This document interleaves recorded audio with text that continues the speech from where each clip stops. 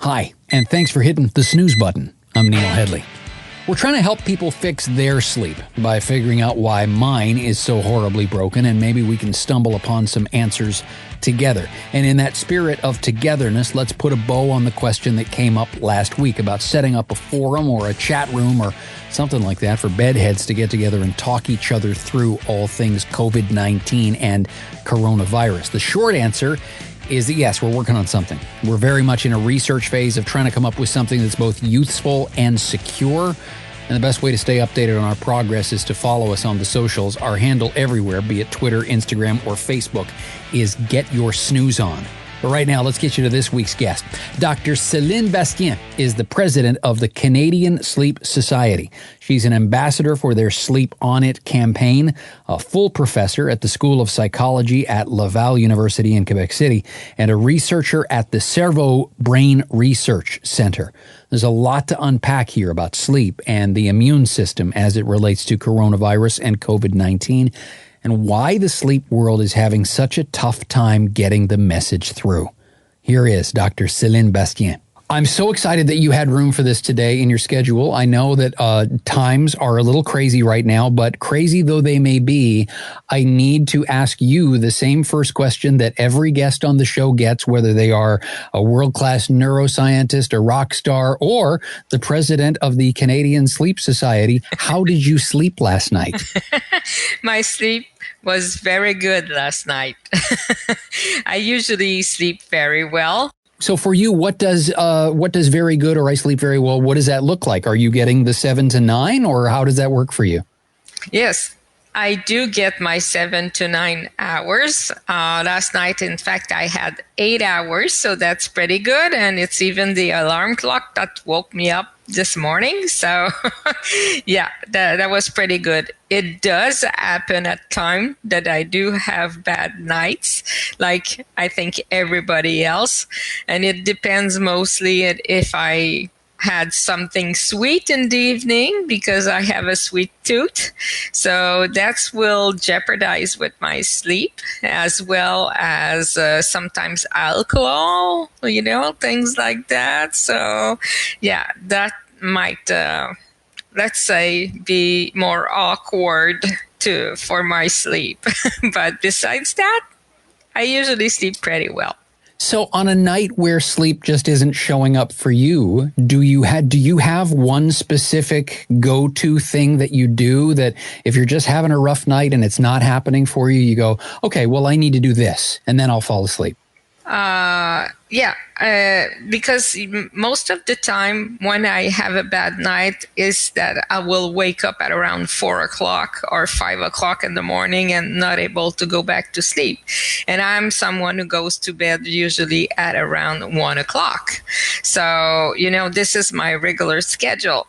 And so when I wake up at 5 or something like that, what I do, I get out of bed, I go in another room, like their living room or something like that. I read or I do something different. And then when I feel that I'm ready to go back to sleep, I go back to my bed. And usually it works pretty well. That's a strategy I keep hearing from a lot of people, and I feel like that's one that I need to try out. I mean, there's a version of that I got from Dr. Linnell Schneeberg, who was on this show before, runs the sleep center at Connecticut Children's Medical Center, who says she thinks the best thing you can have if you're having trouble sleep is a book light and a good stack of books on your bedside table, and just read them right there until you're drowsy. And she says that works for her, and that's what she recommends to other people too. So it seems like reading is the go-to for a lot of people, or maybe should be. Well, do you know why reading is so good? Oh, I like the way you put that. I have a sense you're about to tell me. Well, one of the things is that when you are reading, your eye movements are the same than the eye movements you get when you are in your first stage of sleep. So it might promotes the sleep because the eye movements are very similar. So this is one of the reasons why so many people use reading to fall asleep. That makes a lot of sense. That makes a whole lot of sense. I want to talk about this Sleep On It campaign that the Canadian Sleep Society is doing. What's interesting is as we're learning more and more about coronavirus and COVID-19, we're learning, and you're reading everywhere now and hearing everywhere about the importance of sleep as, among other things, a way to strengthen your immune system. And what's interesting is that the Canadian Sleep Society has been talking about this since September in terms of the Sleep On It campaign, long before COVID-19 was on anybody's radar. And so I mean, to a certain degree, that must be a little bit frustrating for all of a sudden now the entire world has shifted its attention and gone, oh, maybe we should just be getting better sleep. And you get to stand there and say, yes, we've been telling you that for months and months now. Well, Neil, I must say that I guess it's not frustrating. It's just a great opportunity to finally that people recognize that sleep is one of the pillars of health, as exercise is, as what you eat is. So even though we've been researcher, I've been working for years and years on sleep before the era of dreams. It was dreams that were all over the research, but then afterwards sleep became really linked, and it's been for more than 20 years that we know that it's linked with our immune system. But people, it wasn't getting through. The message wasn't getting through. So yes, the campaign in 2019 in September was a great way to inform the public, because it's the first national campaign for the public, aimed at the public. And this is great because you find all kind of files and interviews and all kinds of information about how your sleep is affecting your daily activities or your decision making or your attention or whatever, and the effect it has on your body. At the same time, I would say that this particular situation is putting sleep a little bit on the map. And this is great because it's attracting a lot of attention. And we're kind of I'm not saying happy about that, but the campaign is getting known a little bit better. People are finally using, the different ways to communicate with us, ambassadors and researchers and so forth, to know more about their sleep. And I'm not saying that I salute the current situation, but at the same time, it's like I mentioned, it's an opportunity for us to finally tell the government and other instances that sleep is really important. So why do you think, because I'm frequently looking at the groups on websites like Reddit and Facebook and all these places where people gather to complain about their insomnia. And I look at the things that they're talking about and I look at the solutions that people are coming up with, which if I hear one more person say that you just need to take more melatonin, I think I'm going to jump through the screen and strangle somebody. Why do you think it has taken so long for the message to actually get through to people that sleep matters? Is it because all 7 billion of us on the planet sleep at some point? Is it just that sleep comes at some point for everybody anyway, so we don't feel like it's something we necessarily need to work on? Well, I think that, there are many reasons. Sleep is supposed to be natural. So people believe that sleep will eventually come back, on itself or something like that. The second thing is that talking about your sleep difficulties in a, let's say, open forum, it's not easy because sleep is supposed to be natural in a sense. So some people feel very isolated. In fact, some research has shown that people suffering from insomnia, for example, have the tendency to socially isolate themselves from other individuals. So, there's these ideas that you should naturally sleep, this is natural. The other thing is that, like you're saying, melatonin, I have heard so many different medication or so many over-the-counter, ways to deal with sleep difficulties, it's really hard to change behaviors. And we often go for the easy way to help us. So doing that, using melatonin, as you're mentioning, it's kind of an easy way to deal with your sleep difficulties. However, more and more, what people, you read the text or you listen to something, and there will be some catchy sentences that you will, put or set your attention on. And if it's written somewhere that melatonin is good for sleep, even though afterwards it does mention that it's mostly for overseas traveling, or when you have an irregular schedule or something like that, people don't read that because it says it's good for sleep. I don't know, and also what people are not aware, especially in the case of melatonin, is that for us here in Canada, there are no real regulation on what a capsule, or a pill, a melatonin pill, will contain of active ingredients. It's not in there. You don't know. It's supposed to be 5 milligram, but it's not real. You're never sure what you will get.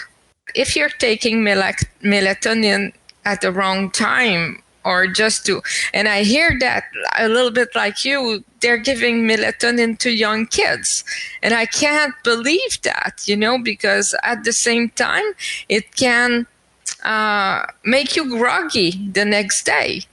If you're taking too much, and as I mentioned, you never know in one pill compared to the one, put 2 pills aside, you don't know what's the amount of melatonin there are, in each and every pill. So I walk into the pharmacy section at Costco and I see these 10 milligram bottles of melatonin, and I just want to pick up the bottle and shake it at the person behind the counter. Go, who needs 10 milligrams of melatonin? Why are you selling it in this big of a Anyway, don't even get me started on melatonin. I could be here all day.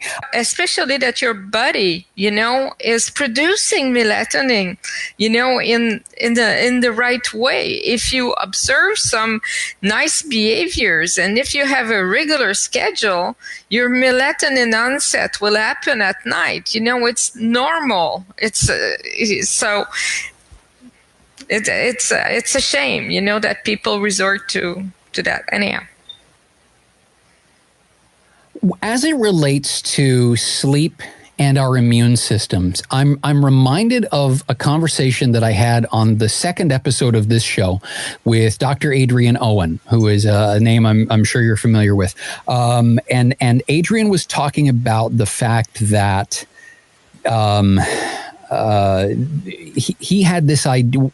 We talked about this idea that with better sleep, we created this fictional character in our heads, this super successful stock market real estate king kind of person who has $1 billion falling out of their pocket all the time, and they have 10 people on 10 different cell phones all at the same time. They're super high achievers.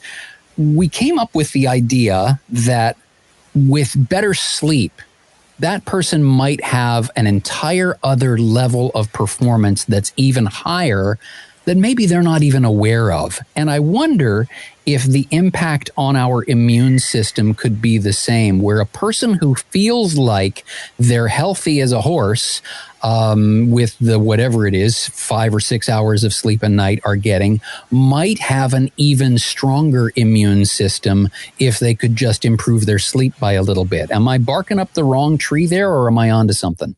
What I would say is that the better you sleep, the better your immune system. And it's in this time, this is very important. Yeah.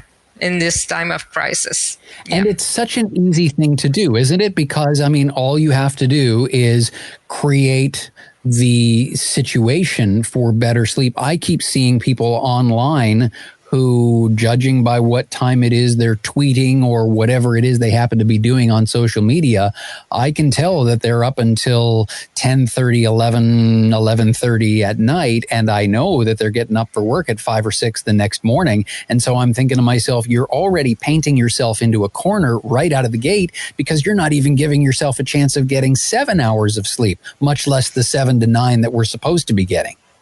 Yeah, I totally agree with you. You know, when people, with the era of phone, these intelligent phone, the tablet, the computer that you can bring into your house, into your bedroom or whatever, and especially for adolescents, with the social media, they're waiting for that reply. They're waiting for the answer from your other fellow. And this is really bad. You're right, because everybody should, at least an hour before they go to bed, establish a routine. And within that routine, you shouldn't have your iPhone, you shouldn't have your tablet, you shouldn't have an iPad or whatever it is, you shouldn't have that, so that you have the time to relax and then go to bed, an hour later if you want to.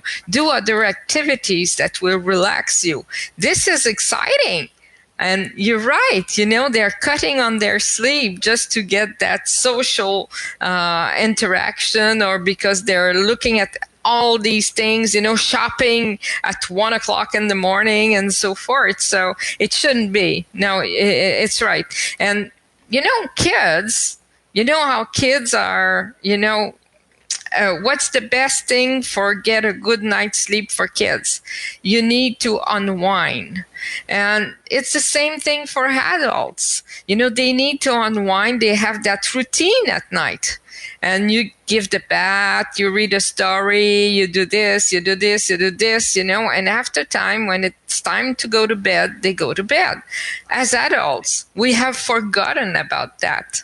So, of course, we're doing all kinds of things, like if we can, vacuum at midnight, so that afterwards it will be done. And like if it doesn't have any impact on our sleep.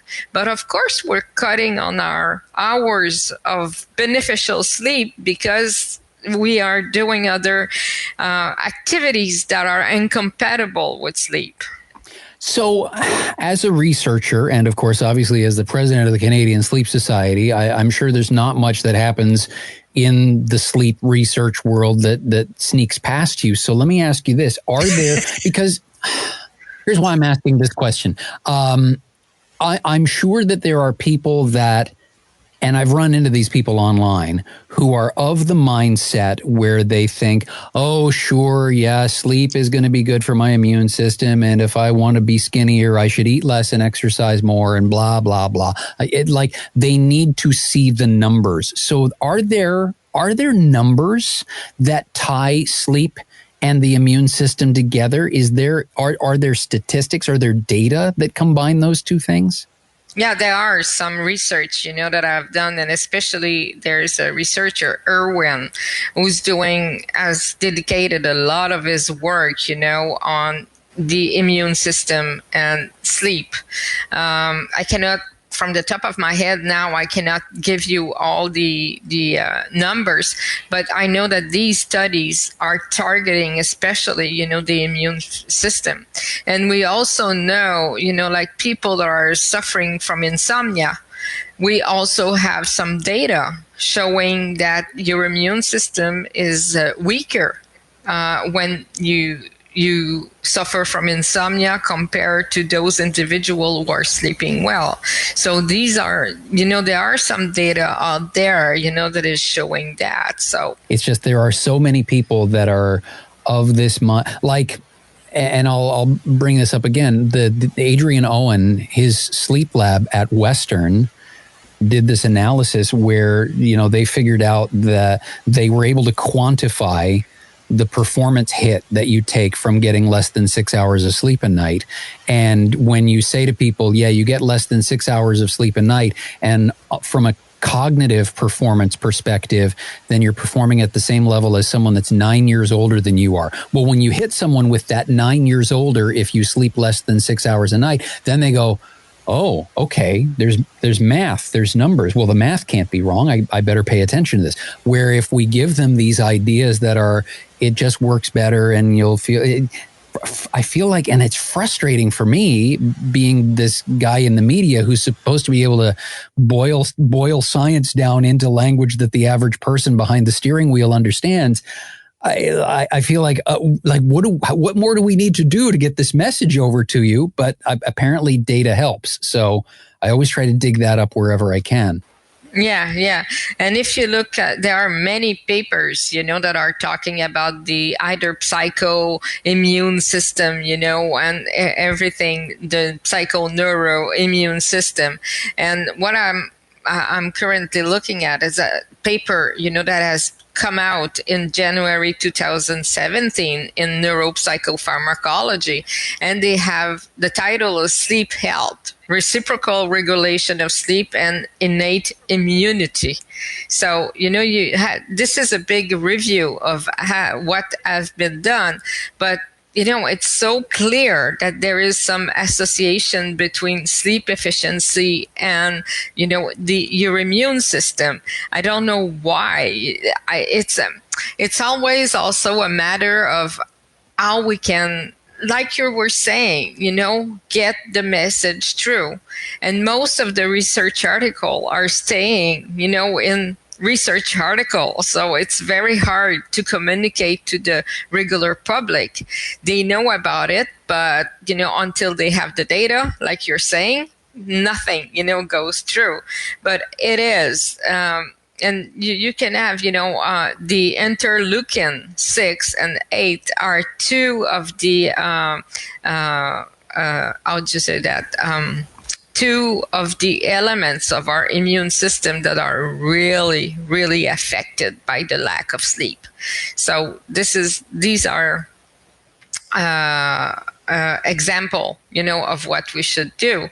And the example, the study that you mentioned, it's incredible when you look at the lack of sleep and what it does to your immune system, but at the same time, what it does to your decision making and your attention and all these other cognitive processes. This is often through that, that you will reach out to the public, by telling them that, if you don't sleep well or if you're lacking some sleep, then your decision-making processes are not optimal. It's not time after a bad night of sleep to go and buy a house or something like that. This is not the right time. Well, and it's even those micro decisions that we make all day long too, right? Where it's things like, is now a good time to make a lane change in my car? If you're sleep deprived, I don't know if I trust you to make that decision right now and get it right 100% of the time. Exactly. You're totally right in that regard. And so it's like the immune system is not, because we're in that special crisis period right now. People are looking for, the immune system and how to protect it. And just by having a good night of sleep, this will protect your immune system. And it doesn't mean that you won't catch the virus, but you'll be less likely to catch it, of course, So, but it's usually on a day-to-day basis, usually individual will complain of memory deficits, attention deficit, decision-making problems, and different deficits like that. They don't have any.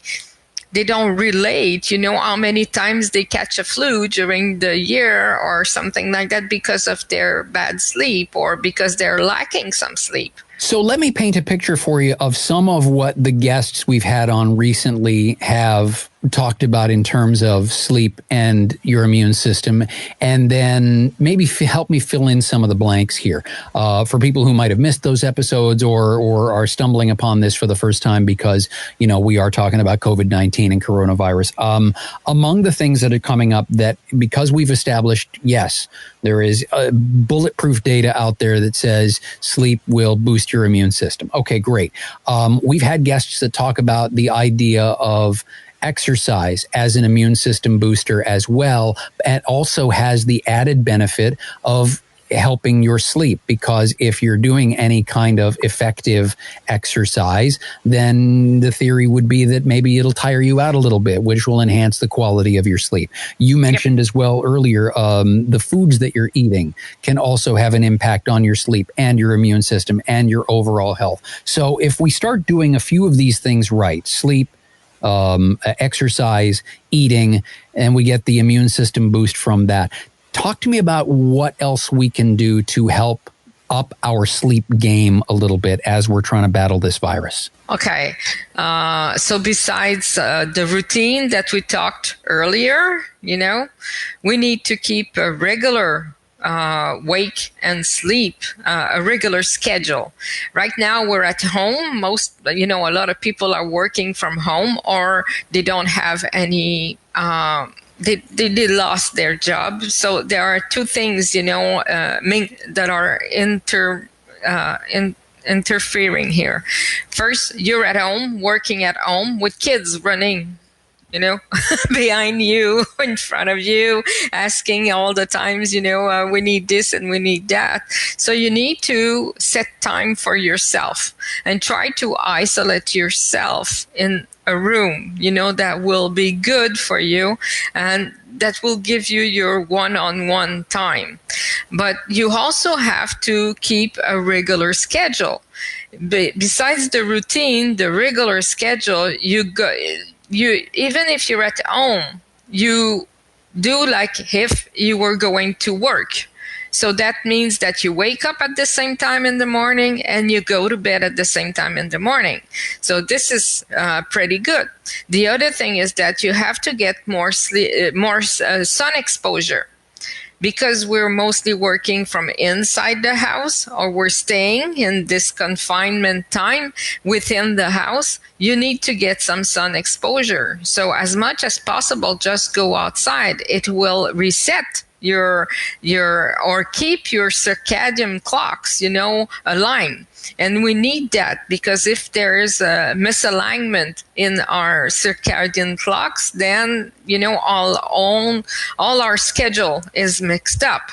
So we need that to be very strong.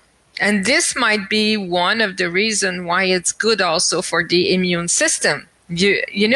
Going outside, get some vitamin and so forth with the sun, this is really good too. So you need to do that. And at the same time, if you can exercise and walk, of course. Now, there's something that I wanted to mention is that right now, because of the crisis we're living in, people are more anxious. And it's normal to be anxious in this period. It's normal also to have sleep difficulties in this period. And because you're anxious, anxiety is also a downside, if you want to, for your immune system. It's not good. So what you need to do is that try to lower your anxiety. One thing you can do, one trick you can do is that instead of bringing all your worries in bed, because we know some people don't have a job anymore, they will face financial and and they have all this to worry. They have to go to food bank and so forth, so it's difficult, or they're afraid that they will catch up the disease just by going outside and so forth. We have to one way to deal with the anxiety would be to set up a time during the day. You set up like an hour or 30 minutes of your time during the day. It could be in the morning, it could be in the afternoon. That's good. You set up that time, 30 minutes or 1 hour, whatever fits for you, and you write down, all your worries. Everything that is creating anxiety for you, you write it down. And then this is your worry time. and you don't think about it afterwards. So when you get to bed and you're starting to think about, oh my God, what am I going to do tomorrow? How am I going to feed the kids and so forth? You said, no, I worried about that today, and I'm going to keep it for tomorrow, for my worry time tomorrow. And so people are learning, I think, to deal with that on a daily basis instead of projecting in the future all the time. And this helps for falling asleep, and this helps your immune system, because in fact, this is a vicious circle. If you're anxious or you have all these worries, preoccupation, you bring them to bed, then you don't sleep well. And then, of course, your immune system, is affected by that. So it's another way to put it. Yeah, big downward spiral. I don't know if this answers your question, but... Oh, one of the things I love about talking to really, really smart people is when they give me their answers, it sparks 74 more questions. So I'm grateful. And I've also learned enough not to interrupt a really smart person when they're giving you a great answer. So I want to go back to something that you said a couple of minutes ago and throw this out just as a thought, because I listened to you talk about getting out into the sun. And I started thinking about all of the people who, as they were setting up their workspace at home so that they could work from home, naturally, so many people probably just automatically looked at, well, I've got room in the basement. I can put a desk in the basement and I can set myself up down there. Well, that might work, but it would be far better for your circadian rhythms and your sleep and all those things is if you could find the biggest window in your house and set your desk up right in front of it. Am I close? Oh, yeah, you're really close. Oh, yeah, this is really something for those people. And I had many conversations like I have with you right now with some people, and visually I can see them, they're in the basement. And this is what they say, because an unfinished basement, they have all the... But at least, most people do realize that they have to get out of that basement and go outside and get some sun, or get some fresh air. At least go outside to try to keep your circadian rhythm aligned. This is really important because each and every day, and they do realize it because they're not hungry at the same time. And, the schedule is all everywhere. So yes, I do agree with you that those people working in the basement, and I know it's the best way, to find a place. So because kids' room, not a good idea. Right in the middle of the living room, not a good idea. You don't have the quiet that you're supposed to have when you're working or something like that. So of course, people elect the basement as being the best place, to go. At the same time, these people should be more and more aware that they should go outside. We need that. We need the sun to align our sleep. I'm going to make sure that all of the links to everything associated with Sleep On It, which is a terrific initiative from the Canadian Sleep Society, all the information about you, your research, everything that people could possibly want to know is both on our website at thesnoozebutton.com and in the show notes for this episode as well. I'm looking forward to the day when you and I get a chance to reconnect, because wow, do I really want to have a conversation with you about dreams. But we wanted to focus specifically today on sleep and your immune system and coronavirus and COVID-19. And I feel like everything, if you didn't hear the information you're looking for in the conversation, it's covered in the material that we will absolutely make sure to link to. And I want to thank you for making time for this today, because I think it's going to make a difference for a bunch of people. Thank you very much, Neil, to having me on your show, for this opportunity to share with everybody out there, that there are some tips and there are some ways that you can deal, to better your sleep right now. Thank you very much. You're more than welcome. Dr. Céline Bastien there, president of the Canadian Sleep Society, among other things. All the information on her research, the Sleep On It campaign, that's all living on our website at thesnoozebutton.com. Or if you have one of those few podcast apps that manages to keep the show notes intact, it will be there as well. So have a peek. A ton of other things waiting for you at thesnoozebutton.com as well. Links like a place for you to leave questions for our panel of sleep experts, easy way to rate and review the show, which helps us figure out whether we're going in the right direction. You can leave us your feedback. You can link to all our social media profiles. And if you want, you can even support the show with a donation to help keep it commercial free. But remember, if you are crunched for time, but you're digging the info, there are 9-minute versions of every episode with a different podcast that we call the Snooze Button Express. It's the highlight package, if you will, of every week's episode. And we are just in the beginning stages of getting caught up on production there. Back again with more sleep stuff next Monday on the Snooze Button. In the meantime, my name's Neil Headley, and hey, get some sleep, would you?